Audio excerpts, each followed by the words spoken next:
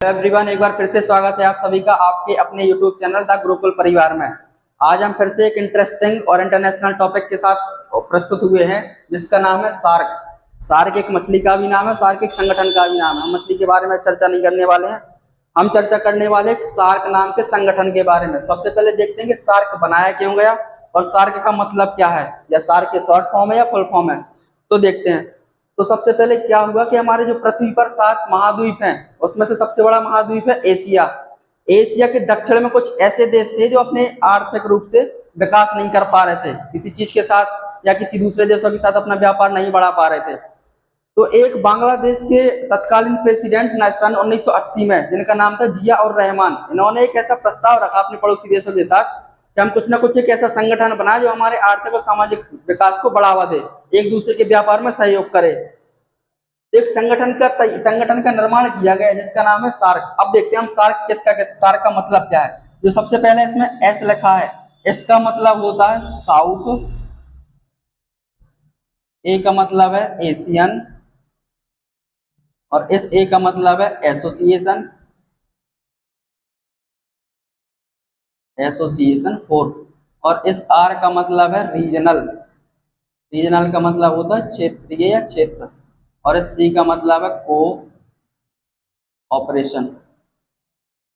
चलिए, south Asian association for regional cooperation, इसका अगर हम हिंदी में अर्थ निकालें तो इसका अर्थ ये निकलता है, समझने का प्रयास करें थोड़ी सा।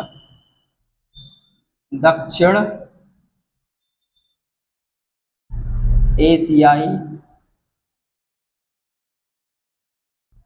क्षेत्रीय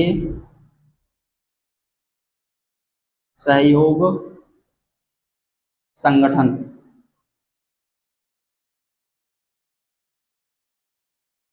यानी एशिया के जो दक्षिण क्षेत्रीय देश है वो एक दूसरे का सहयोग करेंगे, इसलिए संगठन का निर्माण कराएगा। अच्छा, निर्माण का प्रस्ताव कब रखा और किसने रखा? तो सबसे पहले प्रस्ताव 1980 में बांग्लादेश के तत्कालीन राष्ट्रपति कौन था बांग्लादेश का उस टाइम पे? 1980 में राष्ट्रपति थे जिया और रहमान।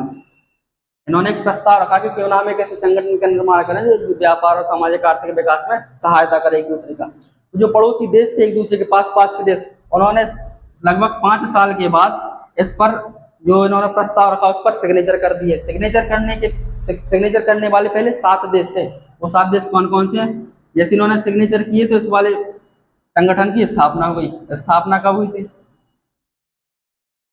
स्थापना हुई हमारी 8 दिसंबर 1985 में।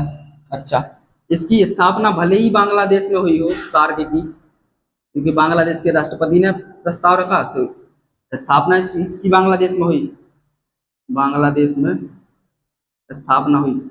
लेकिन इसका मुख्यालय बनाया गया नेपाल काठमांडू को। मुख्यालय बनाया गया नेपाल में, काठमांडू। नेपाल की राजधानी है काठमांडू। काठमांडू इसलिए बनाया गया क्योंकि बांग्लादेश एक मुस्लिम देश है, हो सकता है किसी को भरोसा ना हो बांग्लादेश पे या कुछ ऐसा वातावरण ना हो जाए इसलिए, और नेपाल एक सभ्य सिटीजन वाला देश है इसलिए नेपाल को इसका मुख्यालय बनाया गया। अच्छा, इसमें स्थापना के टाइम पे शामिल होने वाले देश कौन कौन से थे? सबसे पहले था अपना बांग्लादेश। 7 देशों ने सिग्नेचर किए और स्थापना की इस संगठन की। बांग्लादेश, भारत, नेपाल, भूटान, पाकिस्तान, मालदीव और श्रीलंका। इन 7 देशों ने प्रस्ताव पर सिग्नेचर किए और इस संगठन की स्थापना करा ली। अच्छा, एक और पड़ोसी देश था अफगानिस्तान। अफगानिस्तान उस टाइम पे हो सकता है शामिल ना हुआ हो अपने कहने से। जब अफगानिस्तान ने इन लोगों का बिहेवियर देखा, एक दूसरे का सहयोग देखा, तो अफगानिस्तान को भी लगा कि हमें भी संगठन में शामिल होना चाहिए। तो 2005 में अफगानिस्तान ने मांग की हमें शामिल करने की कि हमें भी आप इसमें शामिल कर लीजिए। अफगानिस्तान अफगानिस्तान ने मांग काय के लिए कि हमें आप इस सार्क के संगठन देश में शामिल कर लें। तो 2005 में इनसे मांग की, लगभग 2 साल बाद यानी 2007 में अफगानिस्तान को सार्क में शामिल किया गया। कॉम्पिटेटिव एग्जाम से बहुत इंपॉर्टेंट है कि अफगानिस्तान को कब शामिल किया गया था सार्क में, तो 2007 में अफगानिस्तान को शामिल किया। ठीक है, इसका प्रमुख उद्देश्य क्या था?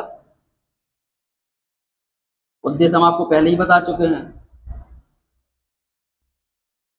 एक दूसरे का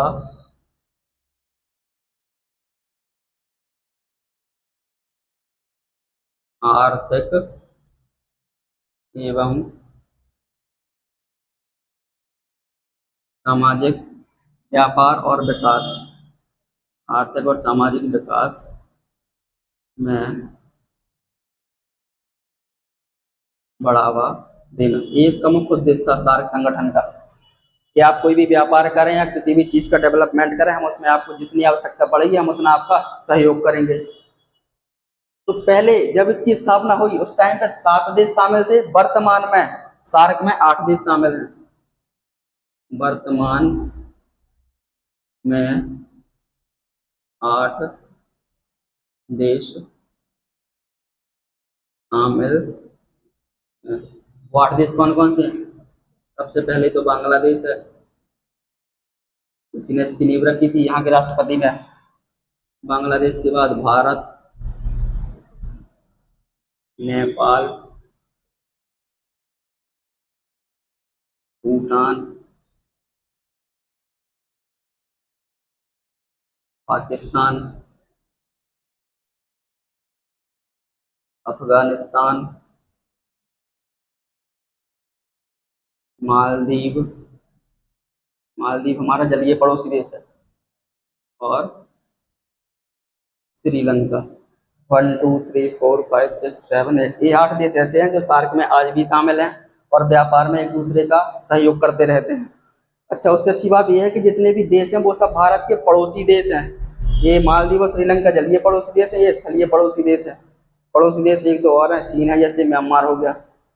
तो किसी भी कॉम्पिटेटिव एग्जाम्स के हिसाब से सार्क के बारे में इतनी इंफॉर्मेशन बहुत ज़्यादा जरूरी है। कभी कभी पूछ लिया जाता है कि सार्क में कितने देश शामिल हैं, 8 देश शामिल हैं। अगर किसी बच्चे को ये देश याद ना हो रहे हो तो उनके लिए हमने एक छोटा सा प्रयास किया है कि ट्रिक जानने का। जैसे हमने किसी बच्चे को याद करने के लिए दिया, या कोई विद्यार्थी याद कर रहा था, तो उसने क्या किया कि 2 देश का याद तो कर लिया उसने, 8 में से 6 देश याद कर लिए, 2 देश भूल गया, वो भारत और पाकिस्तान। तो उसके लिए हमने प्रयास किया एक छोटी सी ट्रिक को, या ट्रिक के माध्यम से इन देशों को याद कर सकते हैं। ट्रिक कैसी है? श्रीमान आप, वो 2 देश भूल गया तो हमने उससे प्रयास किया बताने का कि श्रीमान आप भारत, बांग्लादेश भूले। अच्छा, वो 2 देश भूल गया, भारत और बांग्लादेश। तो यहाँ से श्री से हो जाता है आपका श्रीलंका, श्री से हो जाता है आपका श्रीलंका, माँ से हो जाता है मालदीव, ना से हो जाता है नेपाल, आ से हो जाता है अफगानिस्तान, पा से हो जाता है पाकिस्तान, भारत, बांग्लादेश, और भू से हो जाता है भूटान। ले का अपना कोई लेना देना नहीं है, तो आप ले को गायब कर सकते हैं। एक छोटी सी ट्रिक है, इसके माध्यम से आप 8 के 8 देशों को याद कर सकते हैं। अगर आपको बिना ट्रिक के याद हो जाता है तो अच्छी बात है, नहीं तो फिर आप ट्रिक का सहायता लें, 8 देशों को याद करें। जैसे श्रीमान आप भारत, बांग्लादेश भूले। श्री से हो जाएगा श्रीलंका, माँ से हो जाएगा मालदीव, ना से हो जाएगा नेपाल, आ से हो जाएगा अफगानिस्तान, पा से हो जाएगा पाकिस्तान, फिर भारत, बांग्लादेश, भू से हो जाएगा भूटान। अगर आपको वीडियो अच्छी लगे तो आप शेयर करें, लाइक करें, सब्सक्राइब करें, कमेंट के माध्यम से अपना फीडबैक जरूर दें। धन्यवाद।